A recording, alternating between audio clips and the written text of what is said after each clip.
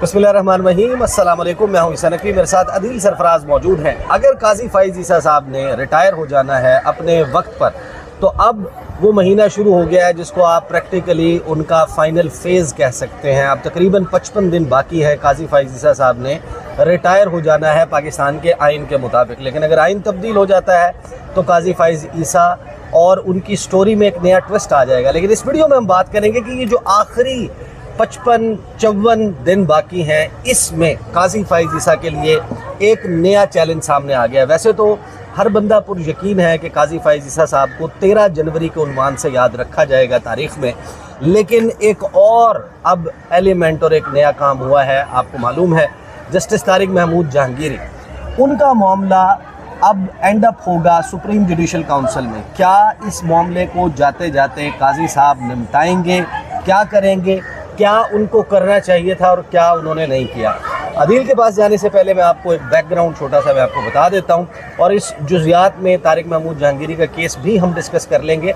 लेकिन बैकग्राउंड ये है कि काजी फ़ाइज़ ईसा साहब ने जिस वक्त इस्लामाबाद हाई कोर्ट के 6 जजेस ने ख़त लिखा सुप्रीम जुडिशल काउंसिल के नाम, और उसकी कॉपी भेजी इस्लामाबाद में शाराए दस्तूर पर मौजूद सबसे बुलंदो बाला इमारत सुप्रीम कोर्ट ऑफ पाकिस्तान के तमाम जजेस को वो कॉपी भेजी गई, रजिस्ट्रार को भेजी गई, और उनको ये बताया गया कि हमें मदाखलत का सामना है और मदाखलत इतनी बदतरीन है कि इंसिडेंट्स कोट किए गए जजेस के बेडरूम्स में, ड्राइंग रूम्स में, कैमरों से लेकर उनके करीबी फैमिली के लोगों के अगवा से लेकर बाकी वाक़यात कोट करते हुए ये कहा गया कि जो सियासी नौइयत के मुकदमात हैं उनमें मनपसंद नताइज हासिल करने के लिए ये सब कुछ किया जा रहा है, और हमें बताया जाए सुप्रीम जुडिशल काउंसिल और चीफ़ जस्टिस ऑफ पाकिस्तान हमारी रहनुमाई करें, हमें बताएं कि हमें क्या करना चाहिए ऐसी सूरत हाल में। अब वो मामला तो क्या होता, काजी फ़ाइज़ ईसा साहब गए और उन्होंने Sindh high court bar association से खिताब किया, और उस खिताब में उन्होंने कहा कि ये जो वाक़यात हैं, तासुर उन्होंने दिया, उन्होंने बताया कि ये तो वाक़यात हैं माजी के, ये उस वक्त के जब मैं चीफ़ जस्टिस ऑफ पाकिस्तान नहीं था। जब से मैं चीफ़ जस्टिस बना हूँ उसके बाद से पाकिस्तान की अदलिया में कोई मदाखलत नहीं हुई, और ये सवाल ही पैदा नहीं होता कि ऐसा कुछ हो जाए।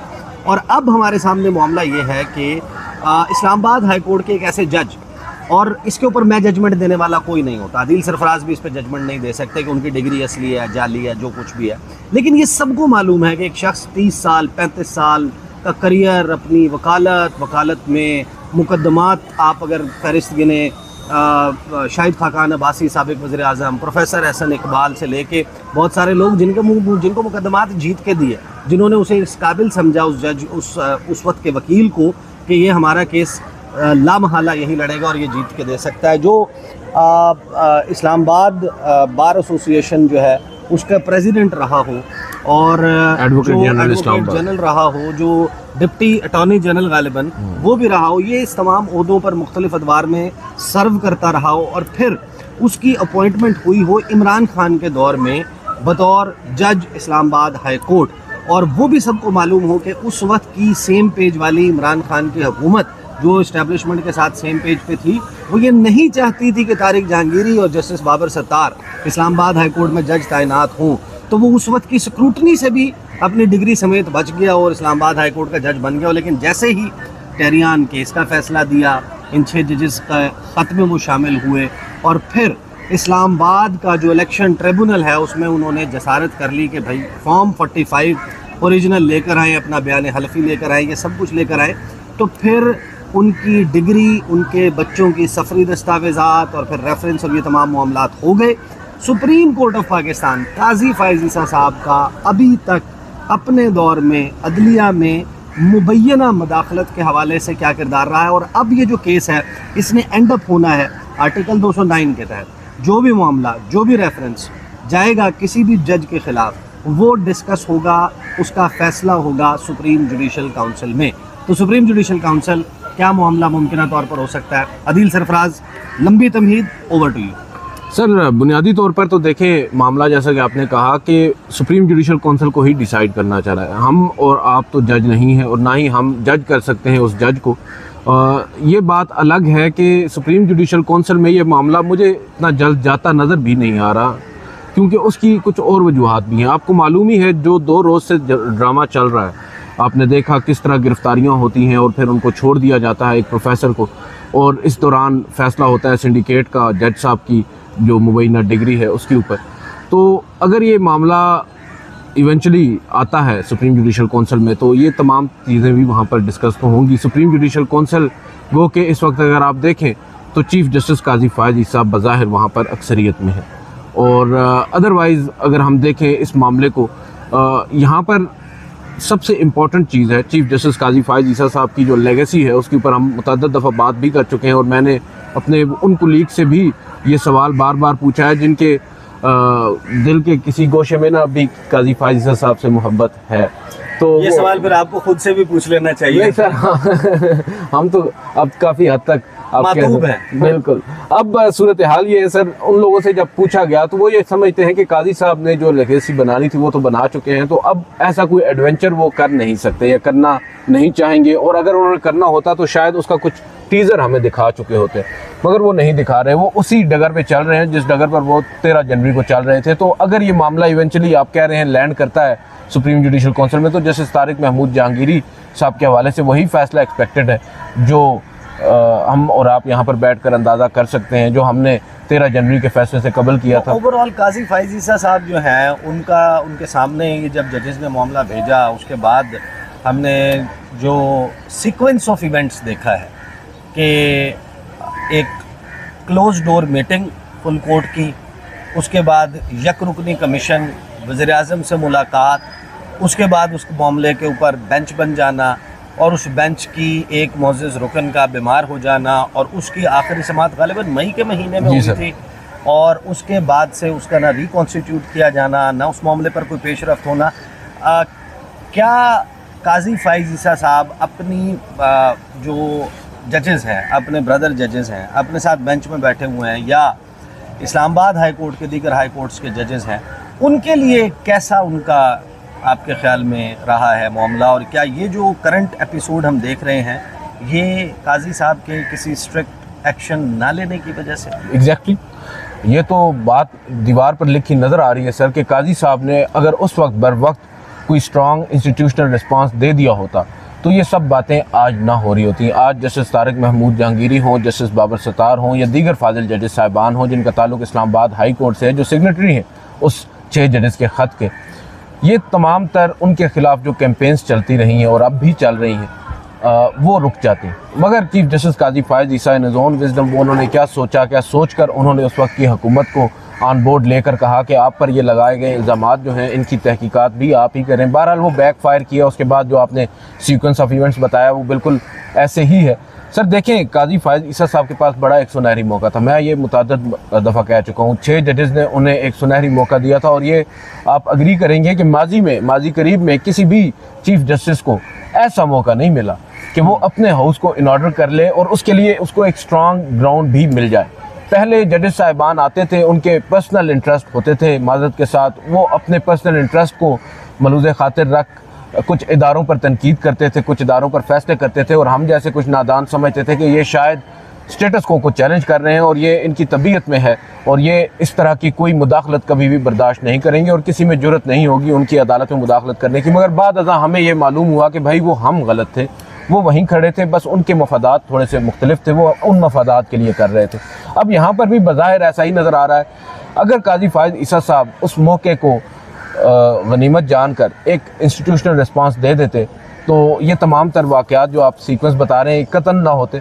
और अब जस्टिस तारिक महमूद जहांगीरी की आप बात कर रहे हैं, उनकी डिग्री के हवाले से देखें सर, ये वो जस्टिस तारिक महमूद जहांगीरी हैं या वो जस्टिस बाबर सत्तार हैं जिन्होंने ख़त लिखा था सुप्रीम जुडिशल कौंसिल को, और हम समेत बहुत से लोग जो कोर्ट्स को कवर करते हैं वो ये कहते हैं बड़ा अनप्रेसिडेंट है और ऐसा माजी में कभी नहीं हुआ। अब बड़ा आप कह सकते हैं कि इदारे में अब कुछ हो जाएगा और इदारा जो है वो ख़ुद को महफूज कर पाएगा। मगर इवेंचुअली जब हम जिन जज साहिबान की बात कर रहे हैं कि क्या काजी साहब उनको इंसाफ देंगे, भाई जब उन्होंने ख़त लिखा था उन जजेस साहिबान को अपने घर पर बुलाकर जिस तरह की टोन उनके साथ अपनाई गई थी, जिस तरह के काउंटर क्वेश्चन उनसे किए गए थे, उसके बाद तो उन जजेस साहिबान को भी यकीन है कि उनको वहाँ से वो नहीं मिलेगा जो वो एक्सपेक्ट कर रहे हैं। तो काजी साहब आपने कहा कि ये मौका था वो ये कर लेते और हाउस इन ऑर्डर कर लेते, तो वो हाउस इन ऑर्डर उन्होंने आपके ख्याल में करने लिया? वो जो इलेक्शन कमीशन के हवाले से जो रिकाउंटिंग का केस था उसमें जो उन्होंने कहा कि जो जजेस हैं वो अपनी हदूद से तजावुज़ कर जाते हैं। एहतराम देखिए करो, आइन ये नहीं देखिए ना, करा। मैं जैसे पहले मैं बात कर रहा था कि तो हम लोग समझते थे कि स्टेटस को चैलेंज करेंगे, पर कुछ और होता है उन जजेस साहिबान की जहन में। वो फिर अब हमने देखा इस एक साला दौर के अंदर चीफ जस्टिस काजी फायज़ ईसा किस तरह चीज़ों को लेकर चल रहे हैं। अब देखें, आपने भी बात की जस्टिस मुसरत लाली साहिबा की अदम दस्तयाबी की, उनकी तबीयत ख़राब होने के बायस ये मुकदमा टेकअप नहीं हो सका मई के बाद से। अब मई के बाद से अब आप देख रहे हैं कितना अरसा गुजर चुका है, मुकदमे की समाअत नहीं, मई की भी नहीं बल्कि मई से भी पहले का वो मुकदमा डिले है। और जो चीफ जस्टिस काजी फायज़ साहब हैं, उन्होंने 7 रुकनी लार्जर बेंच बनाया था और उस वक्त ये तासुर दिया था शफाफियत को मलूज़ खातिर रख कि हम उन जजेस साहिबान पर मुश्तमिल लार्जर बेंच बना रहे हैं जो इस वक्त दस्तियाब हैं, otherwise we would have constituted a full court. उसके बाद पहली समाअत हुई, मालूम हुआ कि भाई जजेस साहिबान बेशक अवेलेबल हों, ये 7 रुकनी बेंच ही कंटिन्यू करेगा, चलें आपकी चॉइस है। उसके बाद जस्टिस या अफरीदी साहब ने रिक्यूज़ कर लिया, उनकी भी हमें समझ में नहीं आती, वो अपने उनके सोच के साथ चलते हैं। 6 जजेस पर मुश्तमिल बेंच ने समाअत को जारी रखा। बड़े पर्टिनेंट सवालात उठा रहे थे justice Mansoor Ali Shah, even justice Athar Minallah भी उस बेंच का हिस्सा थे, आपको याद होगा।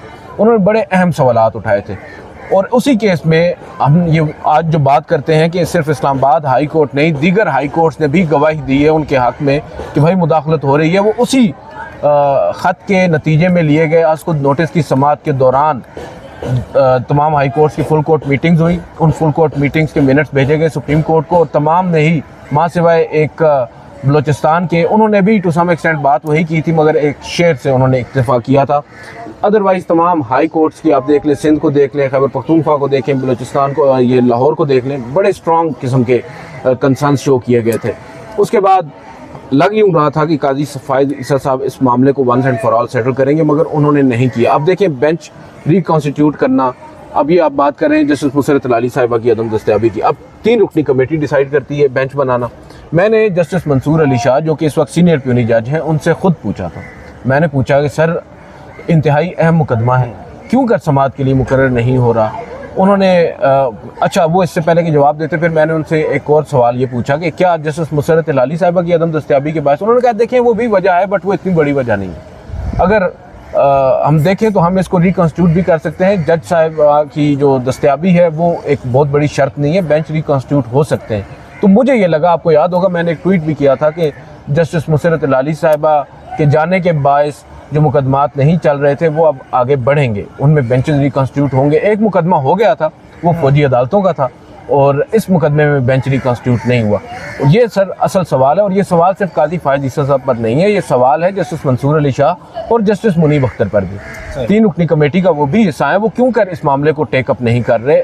कमेटी में आप अगर एजेंडा चीफ जस्टिस ने देना है तो आप उनसे सवाल तो कर सकते हैं, मिनट ऑफ द मीटिंग भी सामने आते हैं। हमारे सामने आज तक ये मामला ज़ेर बहस नहीं आया। अरशद शरीफ साहब के बेंच में किसने बैठना है किसने नहीं बैठना, उस पर जजेस साहिबान की बात भी सामने आ जाती है।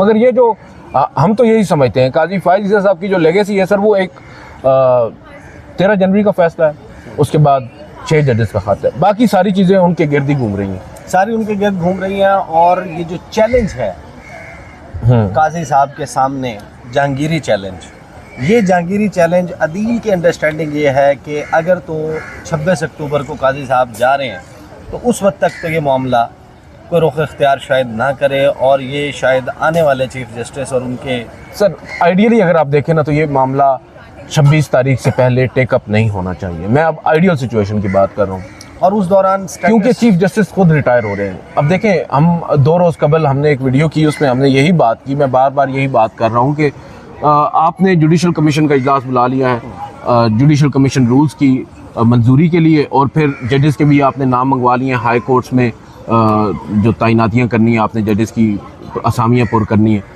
आपने क्यों बुलाया है? अपनी रिटायरमेंट से तकरीबन 1.5 महीना पहले 13 तारीख को है इजलास जुडिशल कमीशन का, आपको नहीं बुलाना चाहिए था। अव्वल तो ये कि जब आपके पास मौका था, आपको जब मंसूर अली शाह साहब ने वो ड्राफ्ट तैयार करके दे दिया उन तरमीम का जो जुडिशल कमीशन रूल्स में करनी है, आपने उनको मौखर कर दिया। उस बुनियाद पर जो आइनी तरमीम पेश की गई, आइनी तरमीम का बहाना पेश किया गया वज़ीर कानून साहब की जानिब से, जो कि उस वक्त भी हवाओं में थी और आज भी हवाओं में है, आपने उस मामले को मौखर कर दिया 6 माह के लिए।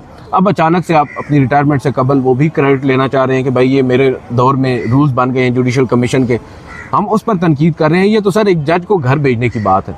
इवेंचुअली घर ही जाना है ना। जज साहब ने अगर मिसकंडक्ट साबित हो गया तो आप क्यों कर ये काम करेंगे? मैं तो यही समझता हूँ कि उससे फिर सवालात उठेंगे कि आपका मकसद यही था। उस 6 जजेस के ख़त पर जो आपने रद्द-ए-अमल उस वक्त नहीं दिया जो देना चाहिए था, उसके बाद आपने इंतज़ार किया, माहौल बना, उन्हीं में से एक जज साहब, उस वक्त हमारे बहुत से दोस्त जो हम जिनसे डिसएग्री करते थे वो कहते थे देखिएगा जिन्होंने ख़त लिखा है नहीं यही काजी साहब घर भेजेंगे। तो आज मामलात उस तरफ जाते नज़र आ रहे हैं। मामलात उस तरफ जाते हुए नज़र आ रहे हैं। इस वीडियो को यहीं पर ख़त्म करते हैं। और मेरे ख्याल में पाकिस्तान की हिस्ट्री का, पाकिस्तान की अदालती तारीख़ का एक अनोखा वाक़या और एक अजूबा है कि एक शख्स जो है वो पाकिस्तान के आइन के तहत बनने वाली दूसरी सबसे बड़ी अदालत, क्योंकि Lahore high court, Balochistan high court, Sindh high court, Peshawar high court, इनका दायरा कार उतना फैला हुआ नहीं है। इस्लामाबाद हाई कोर्ट का जो दायरा कार है वो पूरे मुल्क पर फैला हुआ है। और उसका जज बनने में मुबैना तौर पर एक शख्स कामयाब हो गया। यानी मुकदमा ये है, इल्ज़ाम ये है कि जिसके पास लॉ की डिग्री नहीं थी, जिसकी डिग्री जाली कही जा रही है, उसकी डिग्री को मनसूख कर दिया गया है। आज तो तारिक महमूद जहांगीरी इस्लामाबाद हाई कोर्ट के एक हाजिर सर्विस जज हैं, जो कि एक बड़ी पावरफुल पोजीशन होती है और इस पोजीशन पर बैठा हुआ बंदा फेवर्स भी ले सकता है, अपने हक में कुछ करवा भी सकता है। लेकिन वो तारिक महमूद जहांगीरी जो आज से 30, 35, 32 साल पहले फॉर एग्ज़ाम्पल इस शोबे में आए थे, वो एक मुबैना तौर पे इस केस के मुताबिक एक जाली डिग्री को लेकर इस मुकाम तक कैसे पहुंच गए? अगर ये बात दुरुस्त है। इसमें एक चीज़ ऐड करूँगा। मेरी एक दो दफ़ा एक जगह एक दो लोगों से बात हुई थी जो बड़े आप कह सकते हैं कि आला ओहदों पर तैनात हैं। वो ये समझते हैं कि देखें, आप ये ना सोचें कि इदारों को नहीं मालूम या उन लोगों को नहीं मालूम जिन्हें आज मालूम हो गया कि इनकी डिग्री जाली है। ये मालूम होता है तभी ये लोग जज बनते हैं और फिर इन चीज़ों को इस्तेमाल किया जाता है। तो अब ये केस है ना हमारे सामने, अगर तो ये बात दुरुस्त है। और इसी तरह बहुत से ऐसे जजेस साहिबान हैं। ये एक आप कह सकते हैं तरीक़ाकार भी होता है ना कि ऐसे ही लोगों को जज भी लगाया जाता है जिनको बाद अज़ा नहीं, ये तो जाहिर है कि इसके ऊपर कोई जजमेंट नहीं दी जा सकती, क्योंकि हैरानकुन तौर पर कराची यूनिवर्सिटी के सिंडिकेट ने जो जजमेंट दी है, उन्होंने जज को सुने बगैर जजमेंट दी है।